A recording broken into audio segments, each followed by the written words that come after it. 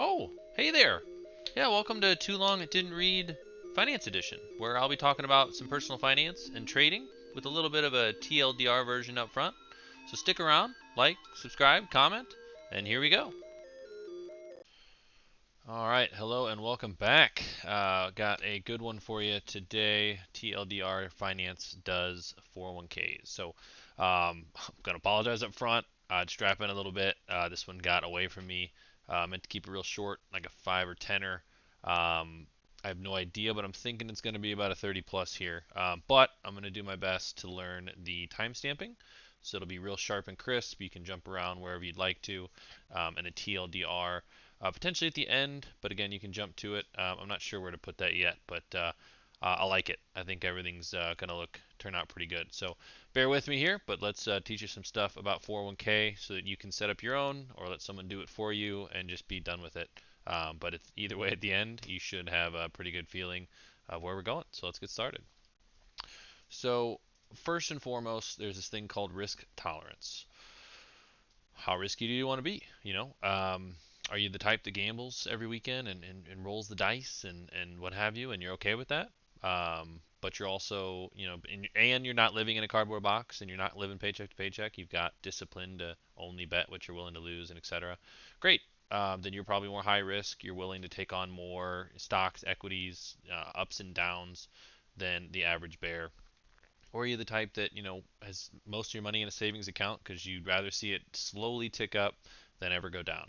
Then you're going to be at the low risk side. So most 401k companies, so some of my examples are going to come from mine. I'd have had a Schwab 401k here, and so most of it's going to come from there, but all of them have it. There's plenty of websites out there. I use a lot of them for my material and reference in that. NerdWallet, Personal Capital, Mint.com, Bloom, Fidelity, Schwab, TD Ameritrade, all these places have retirement calculators, risk tolerance calculators, and questionnaires. So on the right here, you'll see these are the types of questions. I'm sure you've answered them before. How many years do you plan before you start to use the money? How long do you expect the money to last while you're using it? Um, what's the closest to the largest percentage amount you've ever lost on a single investment? There's other ones, and then we got here, how would you likely react to the losses in your portfolio if X scenario happened? If this portfolio did 10% but was down 20% at a given time, how do you feel about that? These kind of questions. So I'm not a huge fan of the current risk tolerance questionnaires that are out there. I don't really have a good way necessarily to figure it out, but I've got some questions for you that are not on your typical questionnaire that I think will help. So, first and foremost, ask yourself, what's your time frame, right? If you're in your 20s, your 30s, even your 40s, since we're living to 100, people in their hundreds and further are becoming a lot more common. 40s could be the new 20s as far as your risk tolerance is concerned. So, how long do you have until this retirement money, because 401ks are retirement, so we're going to stick to that pool of funds, is going to be accessible, let alone needed, right? So usually it's 59 and a half, 60 years old for most people. I know what my parents keep saying they're going to work forever, so they may not even touch it until mid 60s, 70, what have you. So if you've got 20 or 30 years, does it really matter the ups and downs of the last 12 months? So that's the sort of thing. Where do you personally think the market's going over the next 1, 2, 3, 4 decades, right? So if you're in your 20s, it could easily be 40 years before you ever touch this. Now, obviously, you can touch it beforehand with some penalties and some tax ramifications if you need to. But I try to always encourage people, don't ever touch this, let it go. I personally call my 401k and my IRAs my plan B because I hope to make it before then, retire early, have some sort of business, side income, something coming in, so that I don't need this, and this will be a nice surprise. But it's still good to have, still good to start thinking about this. And then finally, the question of, what's your current debt load and situation? What's your current income?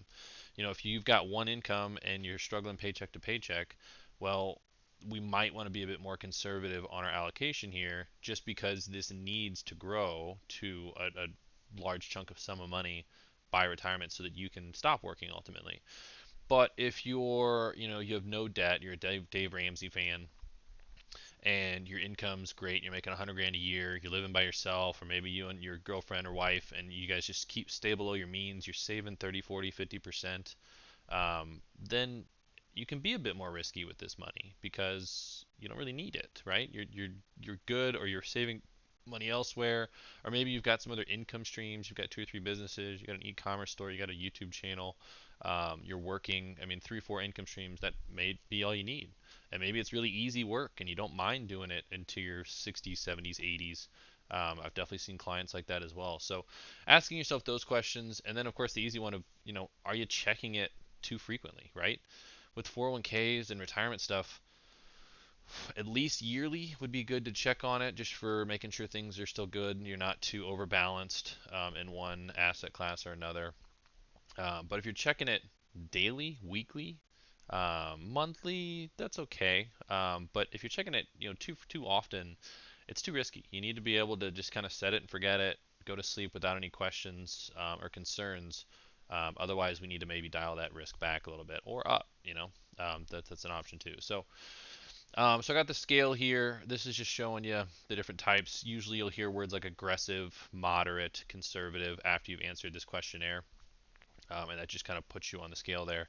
And then risk in your 20s and 30s, 40s, and then risk after. So in my mind, it's really only been, you have one less answer in your 20s, 30s, and 40s if you got a longevity in your family. Is if a dip happens, if a market crash occurs, you only have two options instead of three like you do after your 40s.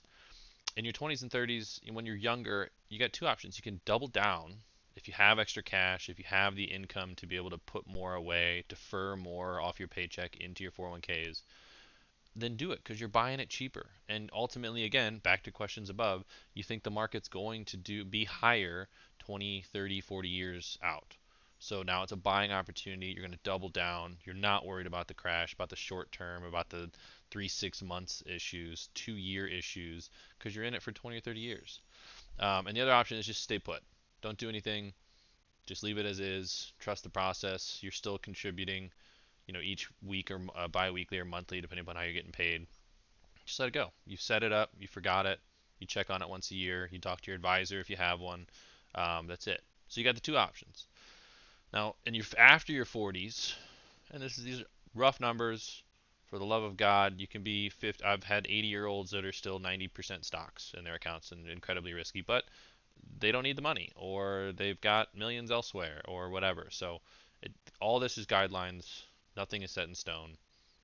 You're your own snowflake, for the love of God.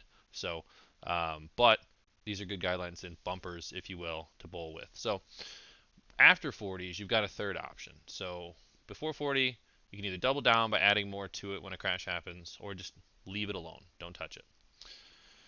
After 40s, you can start to. The third option would be, I don't want to say selling at the bottom or after a crash, because ideally you would have managed this beforehand.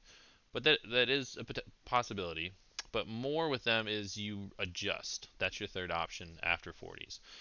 If a dip happens and your first thought is not, I took care of this, I managed it before, I still got 5 more years, 10 more years, 20 more years.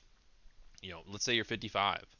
Um, you should have already done the adjustments beforehand, that when a dip happens, the less risky assets that you have in your portfolio that should make up a larger chunk, make it so that you kind of see the dip or the crash and you go, well, that sucks, but it's only a 5% dip for me compared to a 25% dip for a friend of mine who's younger and more aggressive. So you got your three options there for 40s. Stay put, add some more if you've got capital and income. Maybe the kids are moved out and gone to college. You're still making good money. You've got extra income. Sure, put some more in there if you can. And then three is you adjust on the fly. Again, the adjustments should be made before the dips and the crashes, but that is an option I would give to the older clientele, just because selling at the bottom is never good. And if you look back in history, they've always recovered. Some have taken a little bit more. 2020 was a great example, right? Huge crash in March.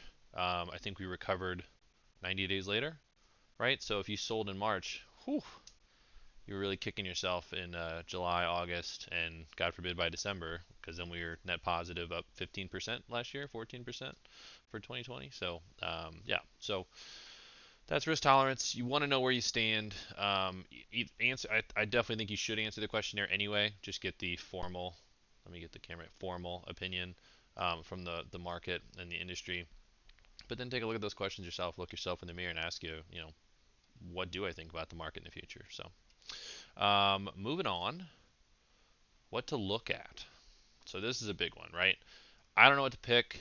I just picked a bunch of random stuff, or it was picked for me, because usually if it's a new plan or something, they'll auto pick just to get you into something so it's not sitting in cash, because they can get in trouble for that. So they auto pick you usually into a target date fund. We'll talk about target dates here in a moment. But regardless of what you're getting into, a target date fund or you're picking the individual mutual funds yourself, um, there's there's definitely some things that are more important than others to look at when you're choosing which choosing. So, in order of importance, to a degree, we deal in ishes here. There's no there's no hard line. Okay, it's ish. Everything's an ish. Um, Net expense ratio. So expenses are one of the biggest um, detractors from your net worth, your wealth over time. The DOL says it. I've got a slide here coming up, but manager tenure. So you're looking at performance numbers, right? And so in this example here, we see, 5-year return is 14%. That's great. That's a great return. But what if the manager just started last year of this fund? Well, then whoever got 14% was someone else. Now, this manager may be better in the bee's knees and whatever, but we don't know that yet. But we also need to track, if he's only been there a year, well, his return was 16.5%. That's pretty good. So maybe he's a great manager. But usually we like to see the longer tenure, the better, right? So this particular fund example, this guy's been there since 2013, almost 10 years. It's great. So the fund's not quite 10 years old, so we don't have a 10-year number, but that's okay. Type of fund. So is it a large cap fund? Is it the biggest companies in America, internationally? Is it a global fund where it's got a mix of both? Is it small cap? So cap is related to market cap, which is how much the total value of the company is worth. And so large cap is usually anything over a couple billion. Small cap is anything under 2 billion, I believe, is the line in the sand. So quite a bit smaller than your Apples, Googles, Amazons that are trillions of dollars. Um, and then also what type of bonds, right? So there's usually like some long-term bonds, short-term. They might have some inflation-protected securities, all kinds of different types of bonds and equity funds. And usually they're quite clearly labeled in your 401k plan. Across the top, it should have a banner of large cap growth stocks, and then it'll show you what they are. So just making sure not to get, if you end up with 4 funds, you don't want them all to be large cap, because that's not diversification. That's not a good split for you. 10-year performance or longer, right? If we're in this for in our 20s and 30s for 40 years, we don't want to look at the 1-year number. We don't want to look at the 3 to 5, 10-year number even. If they had more than 15, great. But you want to look at the further out, because that's how well they've done with the ups and downs of it, right? No one could predict March, but if they were doing well for the last 8 years, March is going to happen. Great. But that's expected, and this is what's going to happen with those dips, right? The last 10 years does not include '08, so be careful there. 15 years would. So in this example here, right, we don't know what the 15-year number would have been, but the market, even with '08 in there, did 9.75. So target dates, the third line here is target dates as an average, that particular fund, compared to its peers. The the peer reviewer, the industry, that sector has done 6.47. So yeah, and then finally, rank and category. So the last line here, not as big of a deal, similar with performance, but if you're comparing apples to apples, well, you want the one that's higher rank and category, right? So I got an example here using this same target date fund that actually had 2 options within a 401k, and I'll show you why they're different, and I'll show you why one might be a little bit better than the other. So again, expenses, manager tenure, the person actually making the decisions of what stocks, what funds are in these target dates, mutual funds, etc., types of funds, their performance over the longest period you can possibly find, and then ranking category. All right, fund examples. So great. So this is we got two funds here. We've got they're both target date 2050 funds. I use this as an example. I'm 31, so I luckily, with any luck, in 30 years I can retire. So that's about 2050, and so that's how I picked that particular number. Usually they're done in 5-year increments, so you just get as close as you want to it. There's a 2055, there's a 2060, there's a 2040, and ongoing. So in this case, I've got the two funds. One of them is their fund 2050, and then the difference is there's a 2050 index fund. So the index fund is just tracking an index. So it's just there is some smart people, probably at Standard and Poor's, that created an index tracking all 2050 target funds. So not just Schwab's, but Fidelity's and State Street's and whoever else is out there. They made a general index that a lot of people are going to benchmark things by. So this particular Schwab manager goes out and just buys the exact same things as that index. So the benefit of an index is it should never beat its index counterpart, but there's not a lot of extra stuff to do because all the work's done for them. They're just mirroring whatever the index is. So there's ideally expenses are much lower than an active fund is what this fund is, because the manager on this particular fund, again, we're on the non-index fund, the manager is going out and doing all the research on which funds he likes in this particular account to try to beat said index. And so that means there's higher costs. So when you're looking through your 401k, there should be a summary spot that should give you some performance numbers and some details, and we're looking for the things circled here in red. So on the active fund, where the manager is going out and actually picking all the different things trying to beat the index, we've got a net expense ratio of 0.7%, right? So what is that, $7 per thousand, right? And so not bad. It's pretty cheap, sounds like, right? And then it's done. We'll do the 5-year comparison here. So over 5 years, done 14%, and the manager's been there for almost 10 years. So that's a good year on the 10-year. We don't know about expense. That could be expensive. That may not be. And it's done 14% over those time frames. So not bad. Let's go on to the index to compare it. The index guy's been there not quite as long, but it's over 5 years. It's decent. We got a gross expense ratio though of 0.08. So we've got 80 cents per thousand, right? So now all of a sudden the other fund's pretty expensive.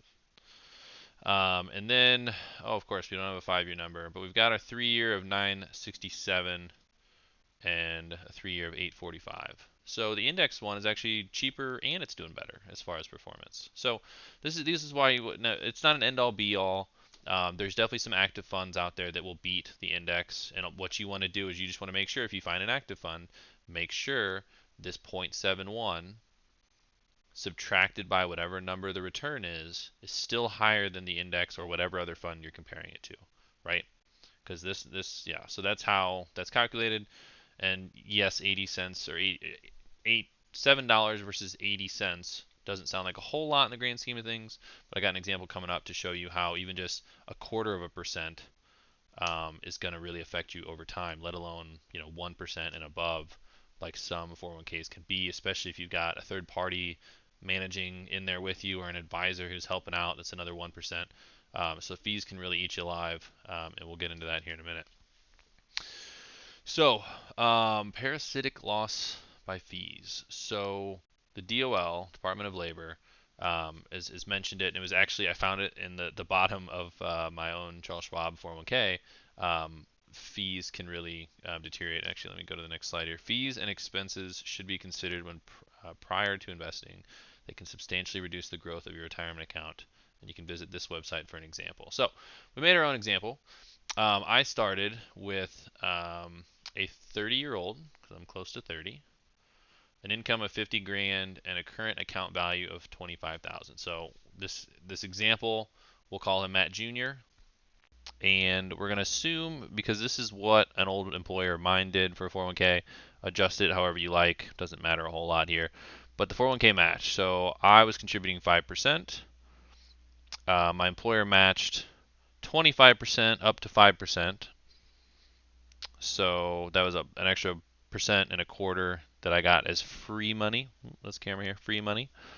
And I was going to retire at 60, and I got an average rate of return of 7% per year. So I got the average rate of return from micro trends charts and historical data. So it was the average return yearly for the S&P 500 going all the way back to 1928. So I did some quick math, and the 10-year average, 20, 30, and then all-time. I took the all-time because it was almost the lowest. The 20-year average is pretty terrible just because it had all the terrible stuff mixed in there, right? It had 2000, it had 2008, it had March here. So not ideal for it, but I think 7 is a nice round number. You'll see a lot of people that'll say 8 and 9%. So that's not, put whatever you want in there. Just know that these are the averages where I got the number. So we do all that. 30 years later at 60, I've got 628,000 in my 401k. So we go on to the next page.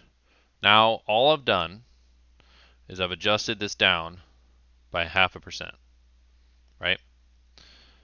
And we can assume that might be, maybe we don't realize what we're invested in as far as the fund choices. Maybe we're invested in a lot of those active managed funds, right? So maybe it's averaged out to about 0.5% more expensive in that portfolio versus my portfolio that uses a lot of indexes, right? And so now we're down 562,000, right? So that's 70 grand. I mean, 30 years, 70 grand, it's not a ton of money, but I'd rather keep that, right? And that was a simple choice of just making sure I picked the right funds in the beginning. Now, if you're using if that fee's coming from like an advisor or someone's managing the funds for you, then maybe that's worth the value, right? You had to pay someone for their time and their expertise and someone to answer the phone when you called it. 70 grand over 30 years, it's not. It sounds like a decent return or a decent expense, right? So, okay, no big deal. But the point is to look to see where we can save money and save percentage points on the expense ratio that's just extra, it's just fluff. We don't want any fluff. So, lastly, and so over here on the right, I just snipped this from a statement, a 401k statement. So it should be pretty clear on your 401k statements what you're getting charged. So this says 0 because this was a recent, my company just switched 401ks, and so I don't know why it says 0. Maybe they're paying for it. I don't know. But ideally this will say some number, and then you just divide that number by the total, and you should get your percentage. Personal capital I was playing with today gave me a random 0.5% expense ratio as kind of a target. Bit of research I've done is you want to stay under 1%. As far as your 401k fees and that. Shouldn't be that hard, especially if you're doing it yourself, but if you've got other people with you doing it, as I said, advisors helping you or third parties, get a little trickier to stay under 1%. But again, if you love the service they're offering you and they're charging for it and it's 1.5, who's to tell you you're paying too much? If it makes you happy, sleeping well, comfy, great. More power to you. And finally, the last example here, we lost a whole percent. Maybe we've got some bad fund choices. We've got an advisor in there who's picking stuff for us and charging us a fee. Or maybe they're not doing much for us, but they're still charging us a fee. Whatever it is, or we just had some bad returns. But we're not talking about returns. Just fees that we can easily avoid. We're down to 6%. Now we're down to 504,000. So I did the math for myself over here. We lost 114K in 30 years because of fund mismanagement, third-party charges, what have you. So not terrible. Again, not all bad, because if you're paying for a service like Personal Capital, Bloom, third-party advisor to help you manage this and answer the phone when you call because you're nervous or you have questions, then great. Then it's worth the expense. No big deal. But just know that that's what's happening. And it, 1% here, $7 versus 80 cents, whatever. but it adds up, especially over time. Compounding interest, right? Seventh wonder of the world, eighth wonder of the world, compounding interest, because that $7 adds up dramatically over 30 years. And stay vigilant. Just double check them. Sometimes your funds, your 401ks and that will change funds. They'll throw out one, they'll bring in a new one. Maybe that new one's better. Maybe the one they threw out was the one you had, so now it's sitting in cash or sitting in some other investment. So that's why we're going to review regularly. All right, so how much in which funds, right? So how much do I buy? Which funds do I pick? What's going on? So here's a guideline, guideline, guideline, um, based on age. So in your 20s, you want to be about 80% stocks, 90% even, 90-10, because that's when you're most aggressive. And it's up to you. If you're a little less aggressive, you can be somewhere down in like the 40s here and have only 60% or 50% stocks. Plenty of people go 50-50 and leave it that way for the all of time, which is fine too, right? Do whatever makes you comfortable, but in your 20s, try to be a bit more risky in things and be more okay with having some more stocks and equities because it'll help you over time, right? You saw in the last example, 1% difference in return, whether that comes from fees or comes from we're being too conservative and we're too heavy in bonds and that aren't paying enough. That could be 100 grand or more, right? If you're making more than 50 grand and depositing more than 5%, that could be $1 million. It could be $500,000, right? So careful with where you're allocating, but here's a good guideline for you. So that's how much, right? And then of course within this, so let's say you're in your 30s and you're 70% stock, there's going to be options of large cap companies, big companies, Apple's, Google's, small caps, maybe some biopharmaceutical companies. There might be some specific mutual funds within your 401k for specific industries, technology, oil, energy, innovative solutions, that sort of thing. And then, of course, same with bonds and fixed income. There can be short-term, long-term, international, national. So just grab a little bit of some things to make up that 70-80% in equities if you're in your 30s. So grab some large cap, maybe some small, or just all large cap and just let it go and see how it does. And at your yearly review, when you go back to check, be like, the small cap did a little better. Maybe we'll do 10% off. We'll shave that off and we'll add 10% to small cap. Diversification, if you're ever sitting in an advisor's office, they're going to probably split you up into a little bit of everything. Now, what that breakdown is going to be depends, so we're not going to get into that. But try to stick to 3 to 6 choices and err on the side of 3 instead of the side of 6. And then, of course, the KISS method, keep it simple, right? If you're not sure what everything is, grab some large cap, grab some bonds, some fixed income of some kind, and then 50-50 split's fine, 70-30 of those two. Maybe add something else of it. If there's some real estate in there and you like real estate, cool. But just keep it simple. You should always have, whether you work with an advisor or not, there should always be someone to call for your 401k. The 401k is managed by an advisor. So somewhere on there should be a number to call to be like, hey, walk me through this, right? So if you have your own personal advisor, great. I'm sure they'd love to help you because they ultimately want to inherit this 401k when you retire. But if you don't and you're younger, don't worry about it. Call the 1-800 number if it's like Charles Schwab or whoever. They are there. They're getting paid to answer your questions. So please do that. And then of course, review yearly.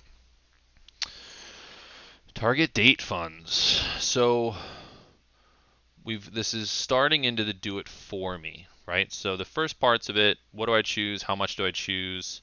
Looking at the fees, looking at the performance, that's all doing it yourself, which I would highly encourage you to at least go through that so that you feel more comfortable, you feel like you understand it a little bit when the advisor is talking a bunch of nonsense at you.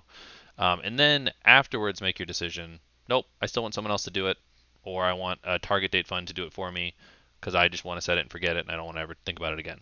Great. Or someone else has to call me and say, hey, we need to review this. Fine. But go through the do-it-yourself stuff.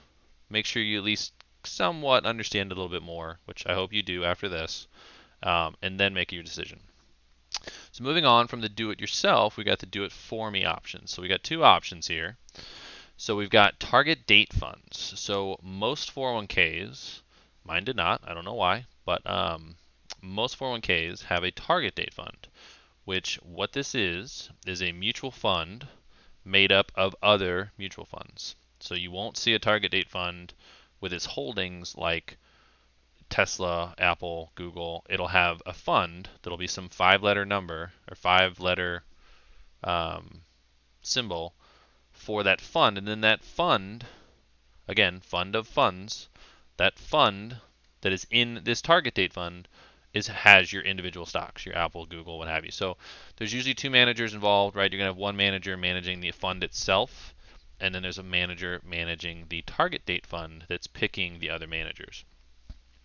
And so why a target date is different and very common in the 401k space is because it's a set it and forget it situation.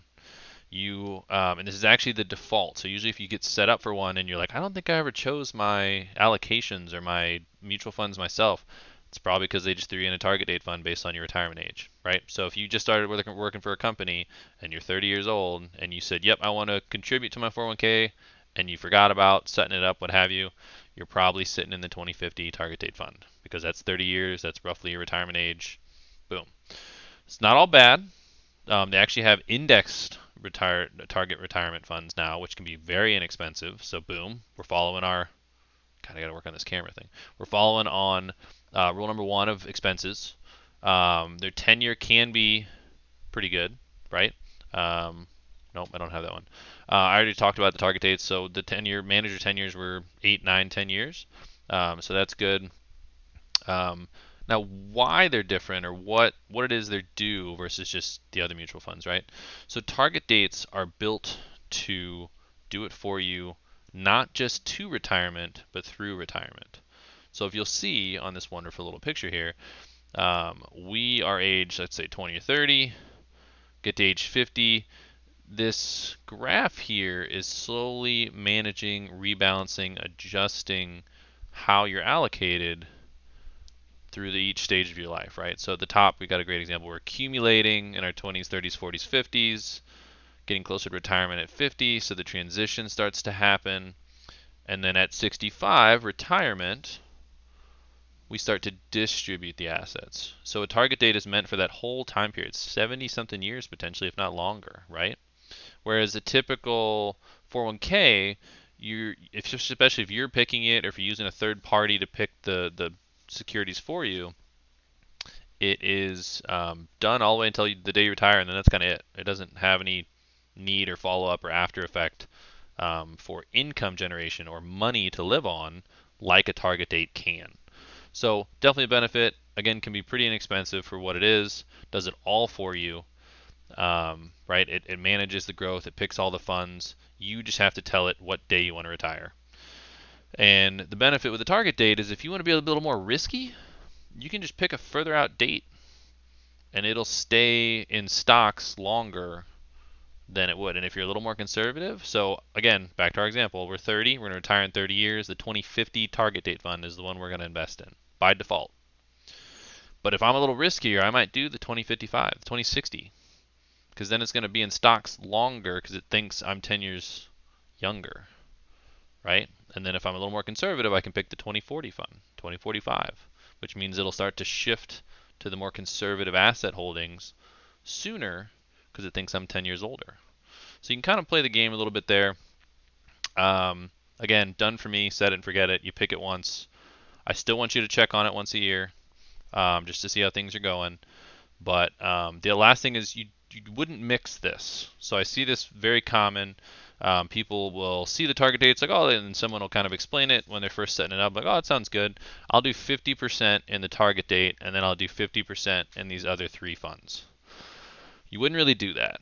Target dates are built to run all on their own. You buy one target date, one fund in your account. That's it. Now, you can mix if you want, but I would mix with like one other fund, maybe 2. And that only be if like you had a employee stock ownership plan where you can buy your company stock in your 401k. Then I might have 2, right? You'd have the target date for say 90% of your assets. You want to be a little bit more risky, so you're going to buy 10% of just straight large cap, more stock, right? And then maybe split that up. That's nice. So that's 100. So that's the first thing, right? You want to be just a little bit more aggressive. So you do your 20/50 for 90%. The last 10 you do just pure large cap piece. But again, you can do that within target dates. You just pick the 20/60, do a full 100%. That's it. But if you like real estate, target dates may not have that or may not have enough of that. You could do 90% in the target date, 10% real estate. If you've got company stock in there and you want some of that, split that up how you're. But don't do 50% split 5 ways between small cap, large cap, and build a portfolio of your own and have a target date.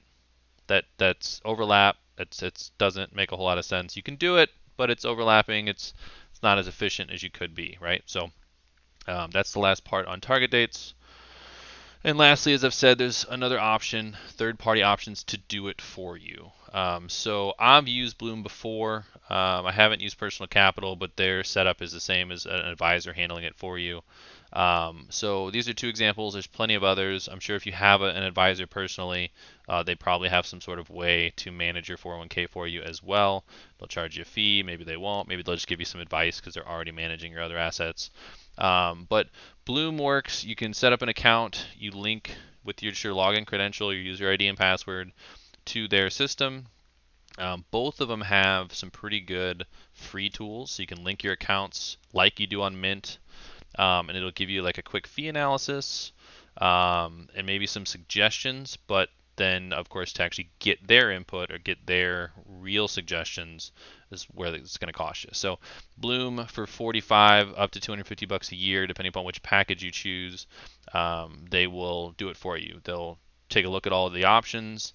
They'll pick the best ones based on your risk tolerance that you ask, and then they'll check on it every, I think they said 95 days, to see if they need to rebalance, to see if maybe the funds have changed, etc. Exclusively deal with retirement accounts. Bloom does not do any non-retirement accounts. They don't do insurance stuff. They don't manage any of that. They'll answer some questions. If you have the 250-year package, you actually have a direct line to an advisor that you can ask all these questions, but they'll push you off to someone else. So, okay, go here, or you got to go find someone else to do insurance stuff or financial planning. So they really only focus on 401ks, corporate retirement plans, IRAs, that sort of thing. But there's no contract, cancel any time, and if you're not at the end of the year, then they will prorate part of your fee, your money spent, because they do charge by the year. Personal capital, it's done more as an AUM, assets under management. A typical advisor would charge you, because I'm sure they're going to do a lot more, or they will do a lot more for you than just manage your 401k. So you go to them with $1 million or less, they're going to charge you 0.89% of all the assets they're managing for you for that. If you go over $1 million, it starts to go down from there. That's why I got the 49 on there. 0.49% though is 10 million or more. So you're not going to quite get there. Maybe you will. Hope you got 10 million plus. But again, no contract, cancel any time. They bill monthly and they charge in arrears. So there's not going to be much of a refund there because they've already done the work. Full service advisor though, they'll do everything. Insurance, non-retirement accounts, financial planning, I'm sure some corporate planning if you have a business. And then they actually have a personal advisor. So Bloom is all online, chat or email. That's it. Personal Capital does give you an actual advisor assigned to your account. You can contact them in any myriad of methods and communication styles. So it's up to you. So down in the link in the description here, I will have some affiliate links. I'm going to try that out. See if definitely love for you to check both of these companies out. They're both great companies. Have a lot of great free tools. So if anything, set them up. Start watching your budgets. Start looking at your fee analysis. And then if you want to commit to them, even better. But yeah, and then of course any questions or comments you have about them. I might do a deeper dive on these later if you guys want. Actually, the different tools and all that going on, but it's up to you. And finally, the TLDR. So I love this little pig 401k. Had to put that guy up there. So know how risky you want to be. Again, as we talked about initially, risk tolerance, knowing, are you gonna be kept up at night? Okay, we might want to trim some stuff down. Do we not not that we should never care about it, but we should be somewhat focused on this every 6-12 months, right? So we need to pay attention. Maybe we can ratchet it up if we're not, if we're true loosey goosey and we don't care. Maybe we can take a little bit more risk. But asking yourself those questions initially. What's our time frame? What do we think the market's going to do over the next couple decades, right? Long time frame. Compound interest is our friend. So where to look and what to look for, right? We talked about um, where to look on a summary detail or spreadsheet performance for the different investment options we have, and what to look for. We want to look for manager tenure. We want to look for expense ratios. We want to look for rank and category, and the type of fund we're getting into. Right? We don't want a bunch of large. We don't want 4 choices and they're all large cap. We want to make sure we're spread out a little bit there. Expenses, gonna hammer that again. Check the expense ratios. Look for your average. I'll actually think I'm gonna make a quick little spreadsheet on Google Docs that you can enter in what percentage you're choosing of the particular fund. So if you got 4 funds and you got 50% in one, and then 25, 25, and 10, great. And then I'll also have a line there so you can put in the expense ratio, and it'll show you what your average expense ratio for the entire portfolio would be, and that can help you decide. Oh, great. Okay, if I do this allocation, it's going to be a 0.85, which is still under 1, as we said. So we want to be under 1%, but ideally we're shooting for that 0.5%, which should be pretty easy if you're using index funds. And then just compare apples to apples as far as expenses, manager, tenure, performance. Performance as long as you can go. 10, 15, 20 years if they got it. Asset allocation, what percentage of stocks should I be in or equities should I be in versus bonds or fixed income or cash? So we talked about that. As a 20, 30-year-old, you're looking for 90-10 equities to bonds, 80-20, 70-30, depending upon your risk tolerance again. And if you're in your 40s and that, it could be, just slide that scale up. There's a nice picture on that section. Then you got do it yourself or do it for me, right? Do it yourself. You're going through all that research. It shouldn't take you more than an hour to go through the different options you have and make a decision. And that way you can be done for the year, and then the yearly checkups maybe 10, 15 minutes. So doing it yourself shouldn't be this overwhelming, anxiety-ridden thing. But that is an option. I definitely encourage you to do it that way. At least run through it just so you feel more comfortable with things moving forward. So if you do get a firm or someone else to do it for you, you feel more comfortable when they're talking at you, all this gibberish and jargon. Target dates are a form of do it for me. They're within the 401k already. There's no extra cost. And they can actually be just as cheap as doing it yourself because they got some index funds that can be pretty inexpensive. And we talk about what target dates are, how they're created, and why they're beneficial and really have taken over the 401k space. And then third parties, you've got your advisors. If you work with an advisor already, they might have a way to do it. Personal Capital, Bloom are all great examples of third party options that you can go sign up for. They've got some free tools, and then they'll also give you an option that you can pay them to manage your 401k for you or your retirement account, your IRA, your Roth IRA, your 403b, 457, I think, too, and all kinds of different retirement accounts, though. And then Personal Capital is an advisory RIA firm where they'll do everything for you, financial planning, insurance, etc. But they'll also manage your 401k for you. And then finally, review at least yearly. Like I said, 10-15 minutes is all you need. Go in there, check it out, make sure they didn't change the funds on you. And if they did, maybe they added some new ones, check those funds out, do a quick analysis, rebalance if you need to. And that's it. And I'm out. So like, comment, subscribe, and definitely love to hear your thoughts on how this went.